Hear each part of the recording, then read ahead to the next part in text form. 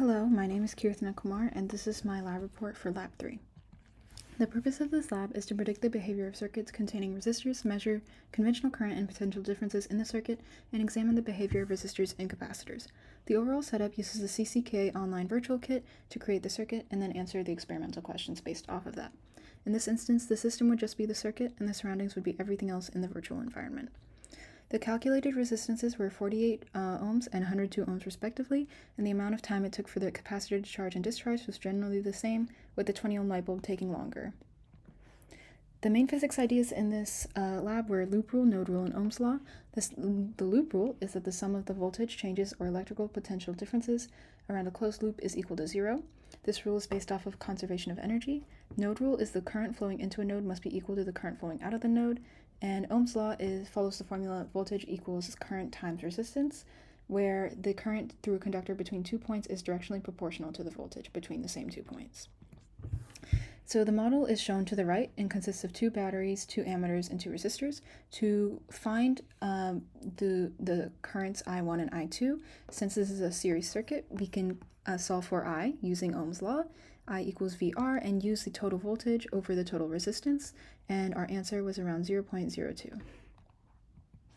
The simulation of the circuit modeled on the previous slide is shown to the right, and when reversing the connection to one of the ammeters, the ammeter still reads 0.02 amps. When replacing an ammeter with the voltmeter, the ammeter reading changes to 0 because the current becomes an open circuit with the wire missing, so it disrupts the flow of current and stops the current in this spot here. And the voltmeter reading is -3 volts, following the voltage final minus voltage initial formula between the 2 points. In other words, there's no more voltage drop or gain. So the voltmeter was used to measure the potential difference for each part of the path around the circuit, and the current was still shown to be 0.02 amps throughout the whole process. The sum of the individual differences should equal 0 according to the loop rule, and it is calculated here, and it does actually add up to 0. And this graph also shows the potential difference as the current flows through the batteries, which is around 3 volts, and then through the resistor it lowers -0.96, and then through the second resistor it lowers all the way back to 0. So when attaching the voltmeter, it doesn't affect the current because it has a huge internal resistance, which prevents it from absorbing current and still allows for the ammeter to read 0.02 amps. So when replacing the voltmeter with an ammeter in parallel with the 100 ohm resistor, it changes the current reading to 0.06 because the parallel ammeter offers a less resistant path for the current to flow through, which allows for more current.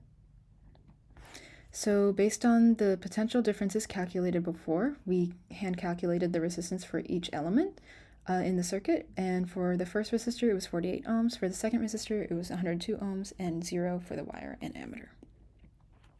So for the RC circuit, when first connecting the battery, the capacitor was charging and taking away current from the circuit, and after removing the battery, the capacitor started discharging and controlled flow of current until the full discharge,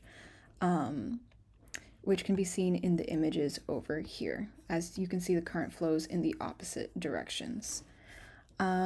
Generally, it took around 8 seconds for the 10 omega light, 8 seconds for the 10 omega light bulb to charge and discharge, and around 12 to 14 seconds for the 20 omega light bulb to charge and discharge. And it should be noted that when the capacitor was connected to the battery, the light did shine and then eventually faded out because the capacitor was taking away charge or discharging. So this is the graph for the final simulation. We found each voltage difference at a certain amount of time, and we put that over the initial voltage difference, which is 9 volts, and we see it in a linear fashion in this graph here, and the slope is equal to -1 over RC. When solving for RC, we got 5.995, which is very close to the actual RC, which is around 6. So possible sources of error include human error when stopping the stopwatch and capacitor at the same time, and the fact that this is a virtual experiment, which may not relay accurate results for real-world experiments. When doing this lab in real life, a real ammeter would have had some more resistance, which would not have the voltage change equal 0 and would alter the flow of current. And if there were resistance, the ideal model would have the capacitor reach full charge immediately. However, this prediction wouldn't happen in real life, as most batteries have some form of internal resistance.